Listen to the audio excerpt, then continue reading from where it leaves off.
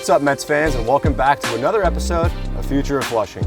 I'm Jonathan Barron, this is Vito Calisi, and we are thrilled to be joined by Grant Hartwig. Grant, thanks so much for taking the time. Of course, thanks for having me. Now, you have a pretty fascinating just draft and getting scouted story. We just want to kind of give you a chance to tell people at home who might not know about what that was like. Yeah, I'd like to say it's like maybe a lack of scouting. I didn't really talk to anybody. Yeah, I didn't really talk to anybody in college.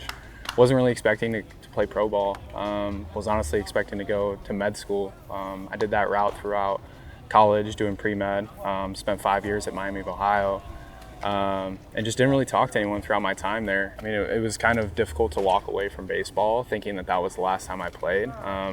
But that's kind of how I treated my last game in Miami. And then I want to say like a month later, during the draft, I was actually studying for an MCAT practice exam. Wow.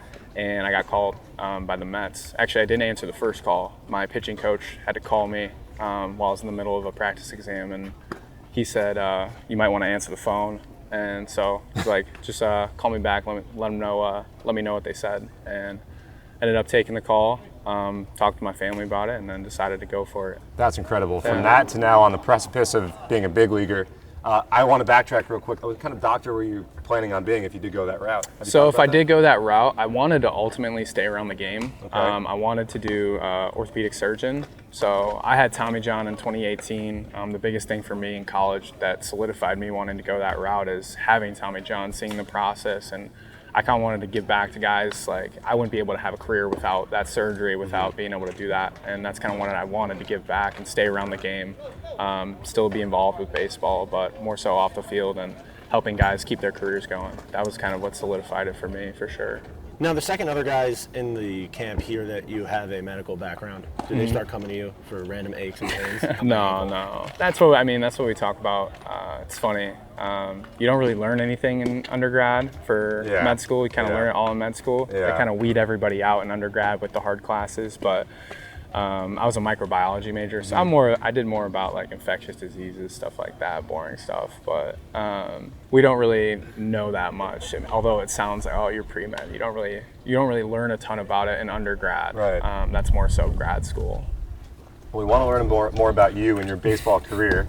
At some point along your journey, you dropped your arm slot a little bit, and you started having success. Who encouraged you to do that, and how has that kind of put you in the position you're at today? So it kind of happened naturally over time. Okay. After I had Tommy John surgery, before that I was more over the top. And then doing rehab and doing my rehab throwing, over time it's just kind of dropped a little bit, and I think I've found more so my natural arm slot. I'm more of a rotational pitcher than, let's say, like linear. So the biggest thing for me is that allowed me to throw a little bit harder. I gotta watch for you love hearing that. some foul balls, but I think that allowed me to kind of gain my velocity. I felt like I was fighting myself a little bit, and the more my arm slot kind of dropped naturally, the easier it's been to kind of shape pitches, and the velocity's gone up as well. And has that helped you induce more ground balls? I mean, you allowed 1 home run last year in 56 and 2/3 innings pitched. That's not easy to do. No. I think it's more so just focusing on what a good miss is for me and what a bad miss was. I was trying to eliminate as many bad misses as I could. And a little bit of it is luck. I mean, you get guys that you throw a perfect pitch and they hit it out, so that's just baseball. But I would say, yeah, definitely it's helped a lot more with inducing ground balls and kind of keeping the ball out of the air and limiting damage. Now, you grew up in Michigan, right? So obviously the Mets just signed somebody this offseason who got their start on the Tigers team.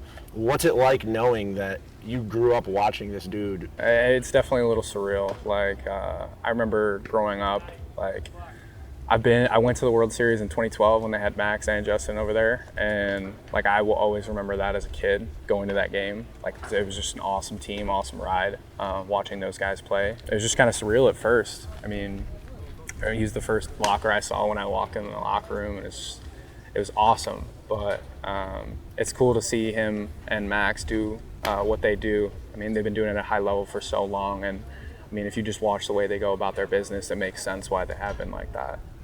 But it's just been awesome seeing those guys, just trying to watch them and learn from them, to try to have get anything from them. I want to go back to the college days. You got into the lineup as a DH a few times at Miami of Ohio. Yeah, that's funny. You ever try to hit around here? No, I haven't. So I hit in college. I wasn't a great hitter by any means. You hit 282. You held your own. Yeah, I was more of a pinch hit DH guy. I had a decent freshman year. I had 280, which I mean is not great by any means, but I had a good time with it. I came into school as a two-way, as a catcher and a pitcher, but we had Hayden Sanger, who's with our org. He was behind the dish, so I wasn't catching up to him anytime soon. But I got in there, gave up the position player part after I had Tommy John, so I focused more so just on DHing and pitching. I want to say I did that I honestly did that for about 3.5 years, so I stayed in it for a while. And then my last year of school, after that fall, I kind of gave up hitting. I had a conversation with my head coach at the time was.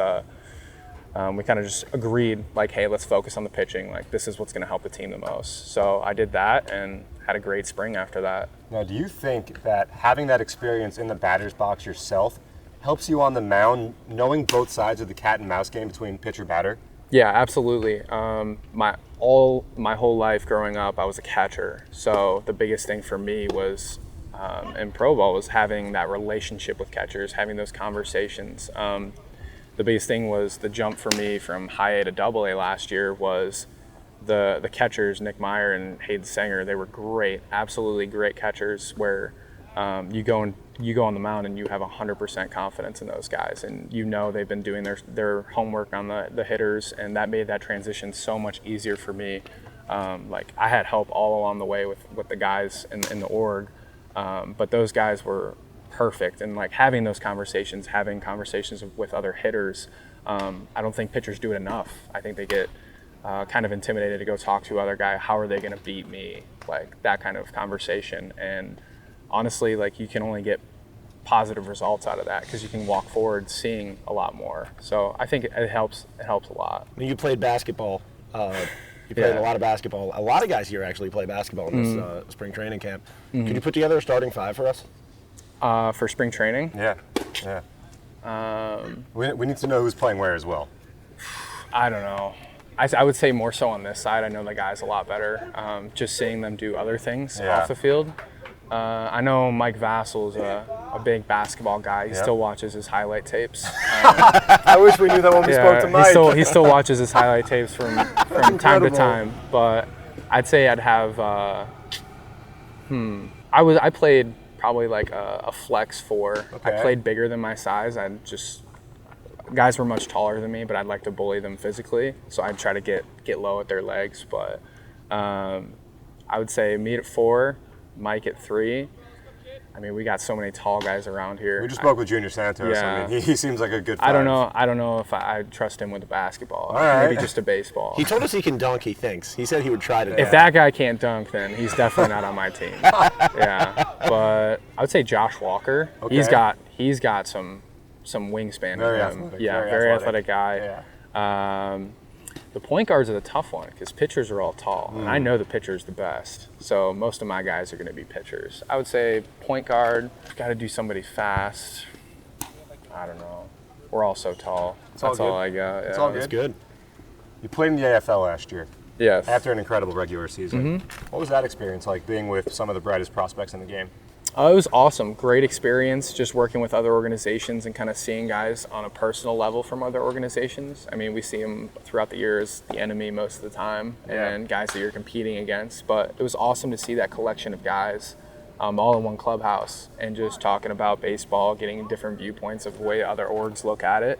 And playing-wise, I mean, you're going against some of the top guys in baseball and a lot of guys that are going to be future major league players and some of them for a long time. So it was a great experience like that and just really learning how to pitch a little bit better. I struggled a little bit, had a couple bad outings, but I was ultimately working on stuff while I was there that didn't really get an opportunity to work on in season. So the biggest thing for me was just trying to take something away from there and develop and grow, not just really focus on results there, but focus on long-term growth. You know, Citi Field is close in your sights right now. What are you thinking when you come out that first night, walk up to the mound? What song is going to be playing? This is the most important question I mull back and forth. I don't know. I have different songs from the years. One of them was from one of my college teammates, Jordan Stevens. He gave me this one in college. He used it. I used it last year, but it's "On Fire" by Lil Wayne. All right. But it's got a retro like guitar beat at the beginning and then a bass drop, and then it's a good vibe for sure. All right. Well, Gets me pumped up. Well, we are looking forward to that Major League debut. It's right around the corner. Thanks so much for spending the time, sharing your story. A lot of story to be written, and we can't wait to see the rest of it. So thanks again for joining us. Thank you guys. Appreciate it.